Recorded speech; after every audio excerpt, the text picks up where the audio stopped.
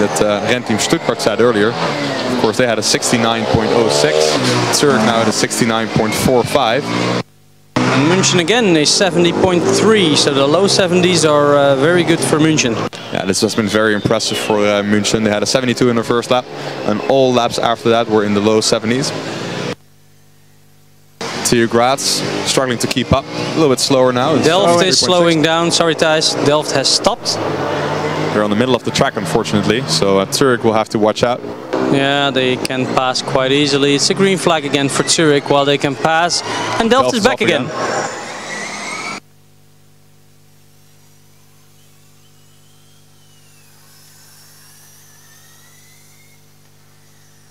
So, Zurich, what is their time crossing the line? Well, it's a little bit slower, of course, because they had to wait for a second. It's a 73. Delft, of course, suffered even more. They have an 84. Let's see what their next times are going to be. Stuttgart, meanwhile, wasn't bothered by that at all and is still coming in fast. Their fastest with a 69.49 so far, only marginally slower than Zurich's fastest time. Let's see if they can improve. It's 71.2 for them. As Munich still 70.07. That is their fastest time of the day so far. So Austin is going back down. This means we will get some pit stops. Already two cars have had now the last lap sign before the pit stops. Coming around now is the Graz car, also getting the pit stop. And then it will be quiet for a while all the teams are in the pit stop area. And that's also a very good time for us to go down.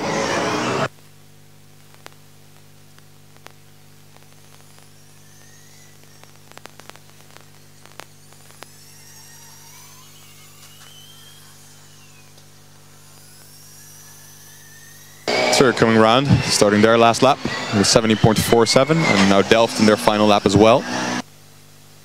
So Delft improves on their fastest time with a 71.8, very close to their previous fastest time. So all the drivers here are exercising a little bit. I thought they were doing a synchronized chicken dance, but yeah, I think they are doing some stretching. So first car coming in. It's very nice to see all these cars so closely matched in terms of speed, which also means that their pit stops will be nicely timed as well. Munich and Green Team now in the pits as Graz is approaching the end of their lap, and Zurich and Delft are a little bit further down the road. So Austin, you want to take over? What can we see from up close? You can see the officials just looking into the back of the cars, making sure there's no leaks or anything, that all the suspension's still attached. The drivers are changing. Graz coming in, 72.7. It's all looking great for Green Team so far. Everything's still attached, so they don't see anything that's leaking. Zurich, meanwhile, has slowly been pulling away from Delft. Had a 70.47 in their previous lap, and a 70.3, very similar in their last lap of the first driver. And Delft now is at the finish line as well, in with a 71.7, slight improvement over their best time so far. Let's hope all 5 teams get through driver change properly. TU Munich is looking good as well, just getting the steering wheel back on with the second driver as he does up his belts. As far as I can tell, everything is alright for Graz as well. Yeah, you can see from all of these teams that they have practiced this. Seats are getting out, seats are getting in. This was what you have when you have, well, not the same driver, you have to change it. Dimensions are different. Meanwhile, up close from the Zurich car, what can you see, Austin? That's not what I can see, it's what I can hear. As we spoke about the past few days, there are these really loud fans that you know, help with the cooling, that are shooting air out the back of the car, and I can feel the air in my ankles, and it just sounds like a spaceship. Everything's looking all right for Zurich, though. Yeah, so I think regarding the fact that the Green Team was the first in, they should also be the first out. But let's see whether München can change even faster. I don't think it would be wise though. It's a 3-minute window after all, so you should expect teams taking their time a little bit. I think everything's looking good for Delft down here as well. The team just strapping the driver in. Ulf seems fairly content with everything that's going on.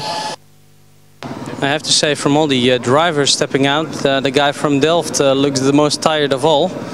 Maybe the car was a little bit difficult to drive, I can't say from here. You can hear TU Munich trying to fire their car back up.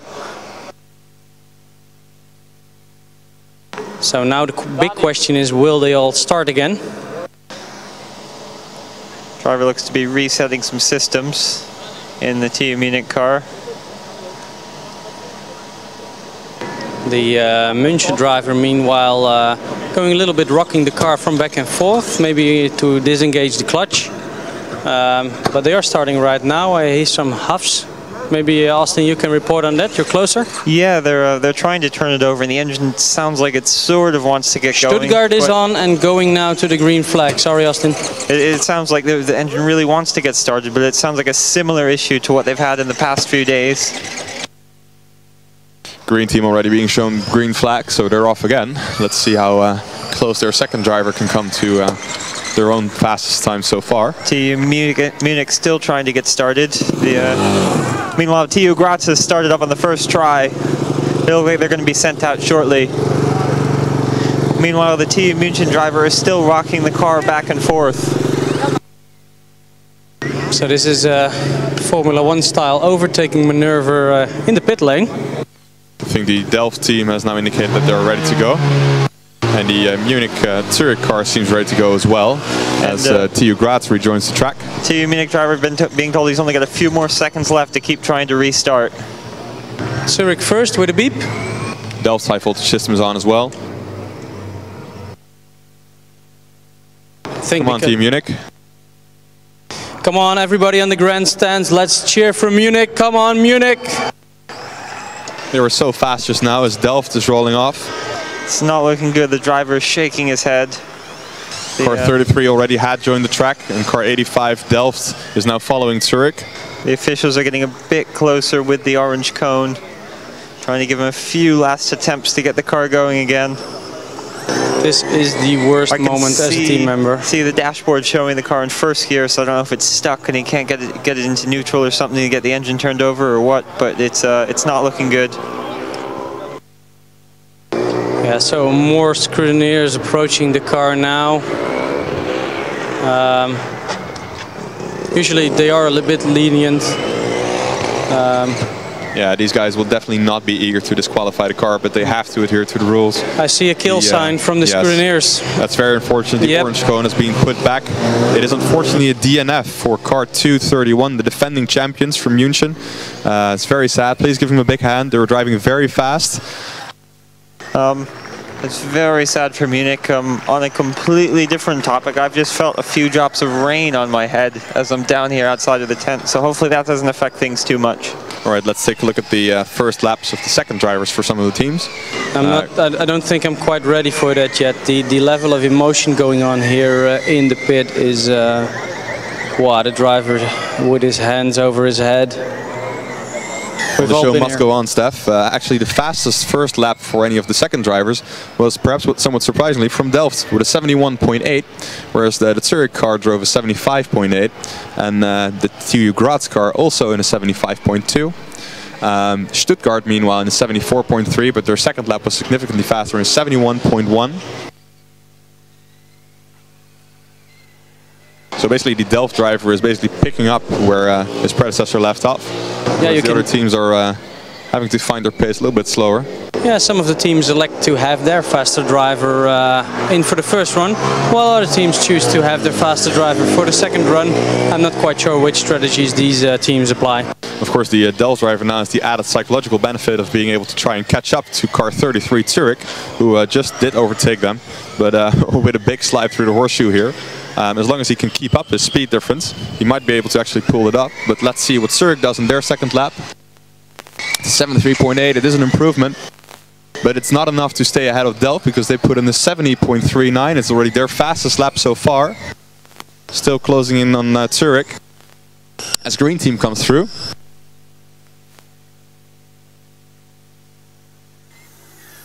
Green team still in the 71s, slightly slower than the previous one. So in an interesting turn of event, it looks like Delft is now the fastest car on track.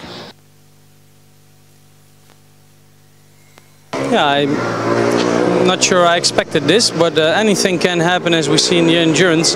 And definitely Zurich should be getting a blue flag by the end of this lap, because Delft is catching them quite fast actually at this moment.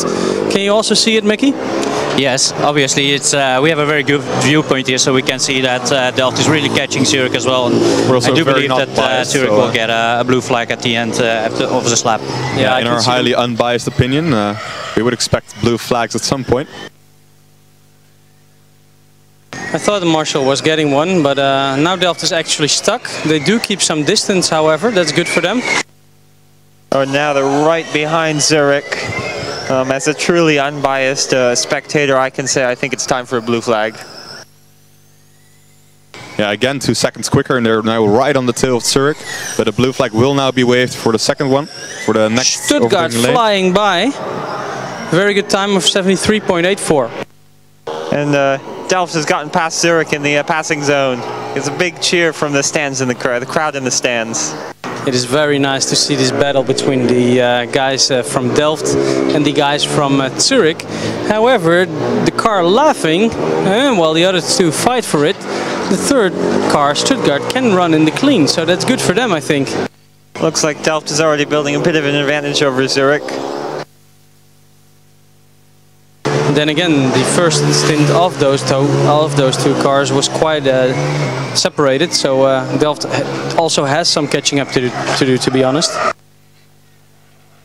Yeah, sliding quite spectacularly, but you're right, Steph. The first driver from Zurich was quite a bit quicker than the second driver, whereas the first driver from Delft was a little bit slower than the second driver, so they still have something to do as they take out a cone, Delft, in the cone killer chicane. Yeah, I can say that there are very clean runs from Delft. Also in the first stint I saw a lot of them clipping cones, whilst also the other teams on our track are running very cleanly, I must say. Yeah, we've not been speaking about TU Graz very much, but they're just going around like a freight train, just, you know, as fast as they can, not stopping, and it's a very consistent performance from them. I'll have a look at their lap times in a second. Yeah, I must say that I am very, very, very glad that Graz, after a couple of difficult years, has picked it up yet. So Mickey has his binoculars out. Mickey, which team are you looking at? I'm looking at green team. It did seem to slow down a little bit just on the far side on the north curve of the track, but it seems to be going well now, so we'll keep an eye on them. Yeah, we can trust you with the binoculars for that. Yeah, of course there's a very large portion of the track that we can see very well. There's also a portion that we can't see as well as the guys on the grandstand, so sorry if we sometimes miss something. Yeah, let's see what the Stuttgart times are. So far so good, I think, for them. First though, Delft coming through in a 70.95. And Zurich following right behind them with a 71.67. They are picking up speed now a little bit. This was the fastest lap, I think, for the second driver so far off Zurich. This green team coming through again. Let's see what that little hold up did to their time. It's a 75.66, not quite as fast as we have seen them before. Yeah, and Graz is lapping between the 71 and 73 second mark over the past few laps, so not quite as quick as some of the teams we've seen before, like Stuttgart and Munich before they had their issues, but still very good times. Yeah, I have to agree. I'm quite surprised by the team from Graz. They are doing very, very well. But then again, also are the other three teams, so it's hard to make a difference, except for the engine noise, but very well all the four teams. Yeah, it's of course a great shame to have lost to Munich, the combustion car, but it is fun to see these three electric cars battling it out.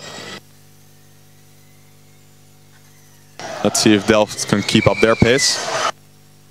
It's 70.9 and they improve. It's a 69.86 for the first time below the 70 seconds. And Zurich with a 72. So Delft still has the upper hand in this battle as green team approaches the starting line again.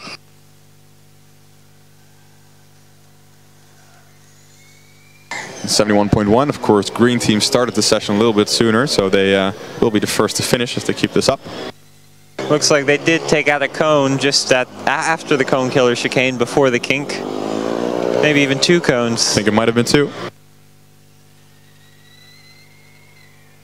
So all of these teams have been recent overall winners in the past, so they know what it is to win. Then again, these teams change every year, from year to year, so for every single team this will be a new and unique experience if they can manage to take the cup home with them. Graz with a 71.5. Yes, Graz too, of course, has won overall here. even though that is a while ago. Oh, big slide for Delft, but they managed to keep it clean off the cones.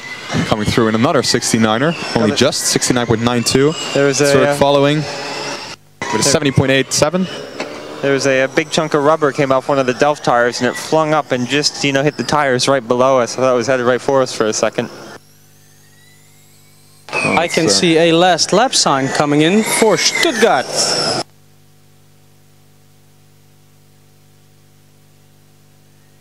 So this is usually the point where the commentary team also starts to talk a little bit less.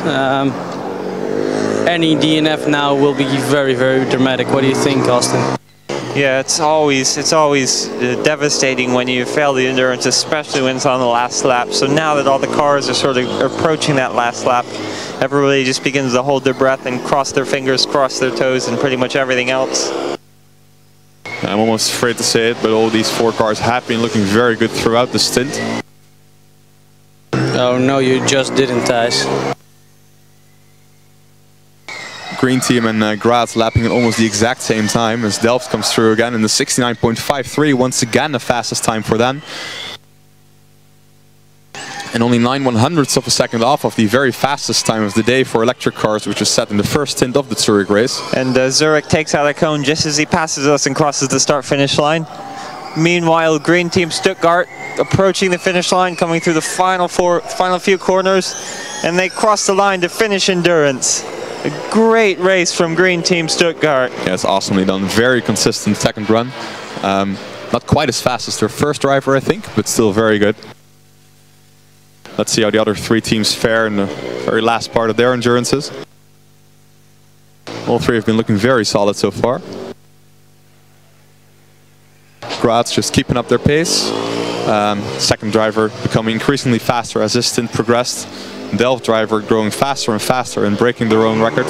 So Graz on the home stretch, they're gonna make it. The checkered flag for car 253 TU Graz.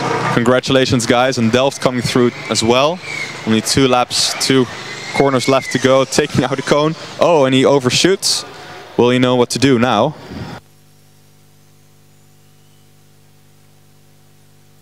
The clock has stopped for him as car 33 is across the line.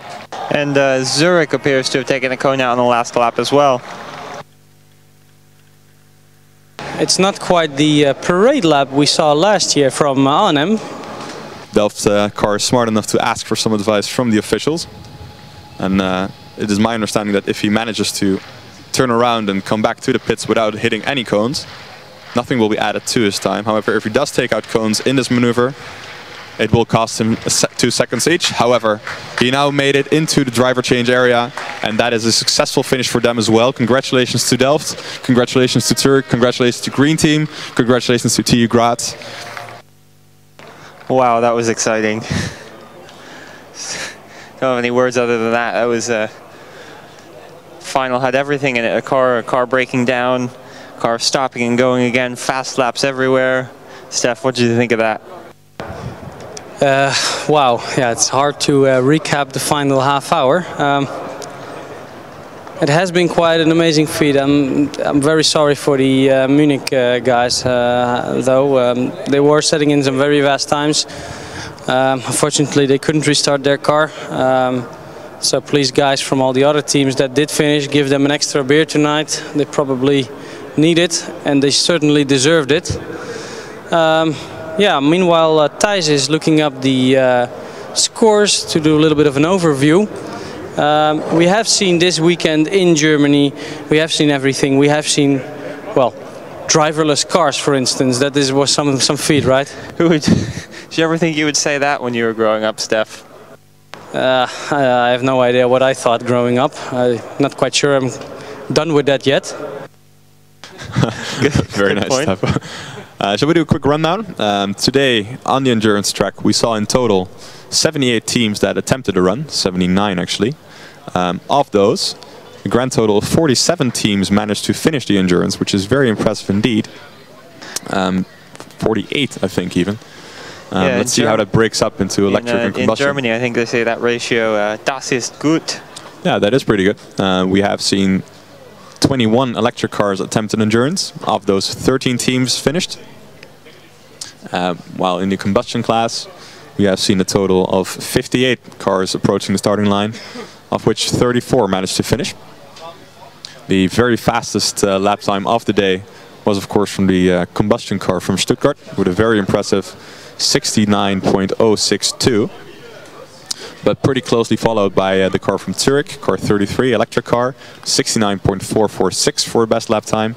And right behind that, it's Green Team Stuttgart with 69.493.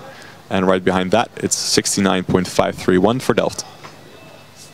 Thanks, Thijs. And I think now's a good time to recognize all the work the volunteers have been doing throughout the course of the week. Right now we've got the red shirts who have been marshalling outside all day, picking up the cones. We've got the white shirts making sure everything's run smoothly. The timekeeping and media guys in the black shirts making sure all the technology works and everything is documented so you can show your parents when you go home. There's so many different volunteers that make this event possible. Let's all give them a round of applause if you're still listening. Yes, a big applause, please, from the grandstands for all the volunteers of Formula Student Germany for making this event.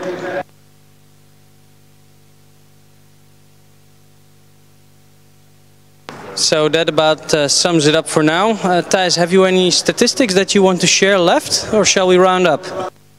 I think that's about it. I just mentioned the 4 cars that managed below 70-second laps. I could go on all day listing lap times, but let's keep it at this.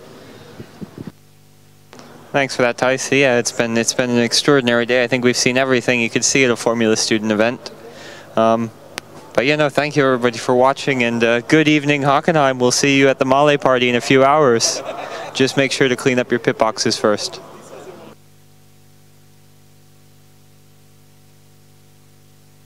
Yeah, and also we want to thank all our live stream viewers all around the world.